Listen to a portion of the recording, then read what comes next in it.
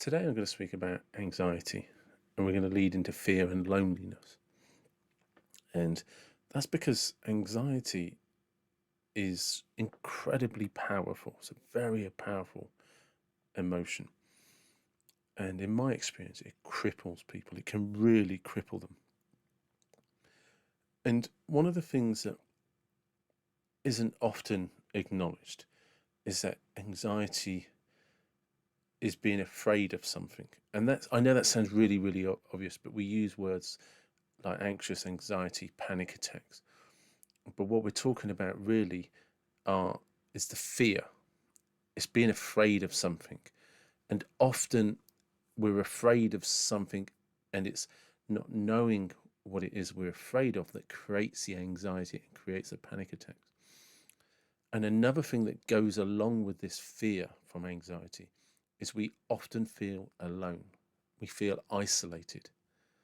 So not only do we often not know what we're afraid of, but we also feel that we're fighting it on our own and that we are alone in the process. And to be honest, to a large degree, you can be, because it's very difficult for another person who isn't experiencing your feelings in that moment in time to understand what you're possibly afraid of. Because sometimes it's really simple things like just going to the shops. Sometimes you just sat there watching TV. And again, one of those words that's overused and used so negatively these days is something triggers you. People get all upset and hyper about being triggered. But literally, you can be in a good place, in a safe place, in a good space, and you feel something triggers it. And it's the only way that it can be described is something that's triggered. And when that happens, anxiety kicks in, panic attacks kick in. And we often overthink this, and you're sitting there wondering what on earth is going to happen? Why is this happening, and when is it going to end? But the anxiety is fear, and it's the unknown. And the questions we need to ask ourselves is, what am I afraid of?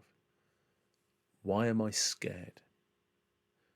What is the fear? Because when you start reaching down into the rabbit hole, so to speak, and exploring what the fear is, you will actually find answers. And the big problem that I find a lot of times, especially when I'm coaching with people, is they don't want to admit that there's a fear. They don't want to admit they're afraid. They want an answer to the anxiety. It doesn't make sense. No, so what are you scared of? Are you scared of failing? Are you scared of your financial situation? Are you scared that someone's going to leave you? Are you scared that the person you're with you don't love? Are you scared that you'll be judged as a failure in life, with your family, with your job?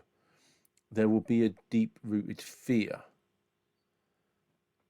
Are you afraid of losing? Are you scared of losing in life, losing in games? Are you losing in jobs? Are you losing with your friends? There often isn't a rational solution because it comes from an irrational place. But if you don't start exploring what those fears are and acknowledging that you're scared, it becomes very difficult to get yourself out of it. It's like one of the first things they teach alcoholics in AA is the first thing you have to admit is you have a problem with alcohol. You literally have to say, my name's David and I'm an alcoholic. I'm not an alcoholic, by the way, but it's one of their most known phrases. And that's the thing with anxiety. You have to be able to say to yourself, look, my name is David and I'm afraid. And what is it I'm afraid of? Am I afraid of living? Am I afraid of failure? Am I afraid of being unattractive? Am I afraid of losing my job? Am I afraid of losing my money? Am I afraid of being seen as fat? Am I afraid of being alone? And you just got to go through all of these sequences.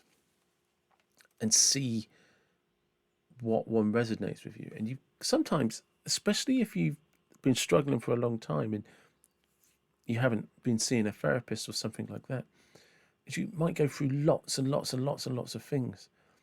And it's like layers, like the onion. And I'm sorry to use cliches, but they often have some real truth in them. And these things are often multi-layered. It's not a single thing. You're possibly having an anxiety attack or feeling anxious or feeling panicky from a situation that was triggered from another situation that reminded you of another situation. And this could go back, again, cliche, it could go back to childhood. It might just go back to a bad experience on the tube, a bad experience on the bus, a bad experience in a shop. It might just go back to a bad experience with an ex-partner or current partner or a job. It might just go back to a week or a month where you got hit with lots of things. And at the end of that month, it just half killed you. You know, I remember a particular time in my life, like, was it 22 years ago? And I broke up with a partner. I hit a police car with my brother's car. I had a car accident. The oncoming car was a police car. I wrote that off. I wrote my brother's car. And I had to have my cat put down. And that all happened. Oh, and I changed jobs in 2 different locations. And that all happened in the space of about 6 months, but maybe 3 months. But my girlfriend left me for someone else, and we were living together in a house. And then she kind of disappeared. And then I had a car accident like about 3 days later where I hit an oncoming police car. And then there was kind of like that thing that happens when you hit police cars, they get quite upset about it. And just as I was recovering from that, I changed jobs. And I was doing these crazy long drives. It was like an hour and a half one way, and then because of traffic, it was like 2.5 hours coming home. And I was basically leaving the house at 5:20 in the morning, and sometimes not getting home till 8:30, 9 o'clock at night. So then I'd just go to bed, get up, and go to work again. And I was doing this 5 days a week, 1 week, 6 days a week, another week.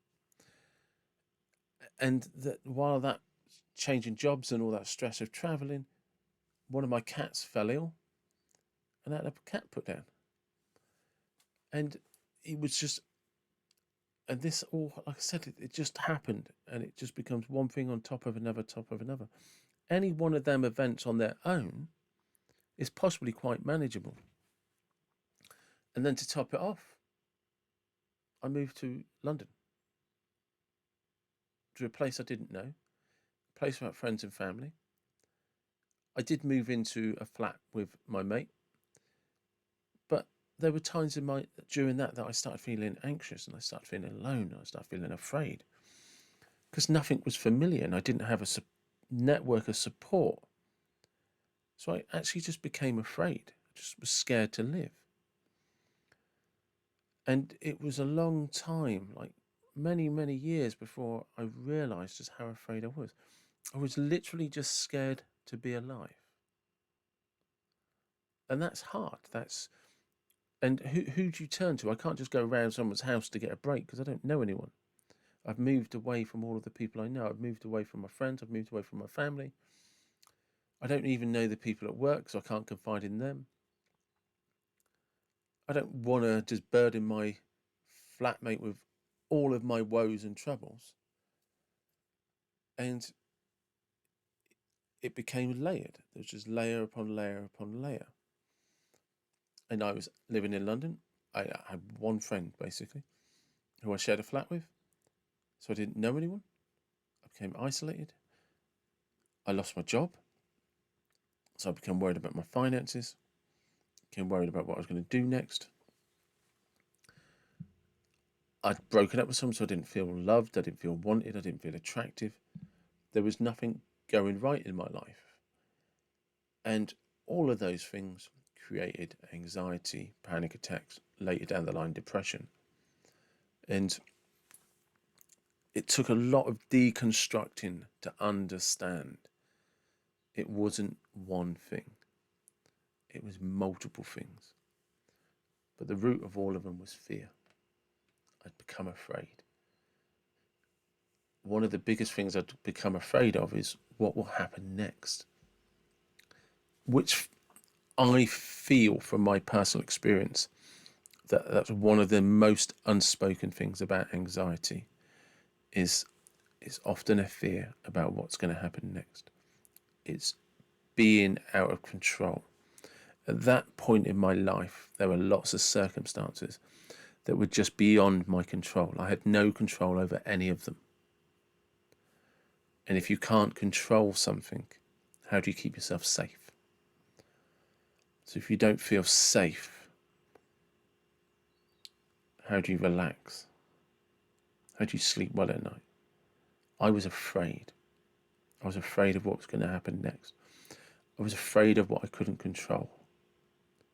I was afraid that I wouldn't be good enough, strong enough, smart enough, wise enough to survive it. And this dialogue, it can run through your head.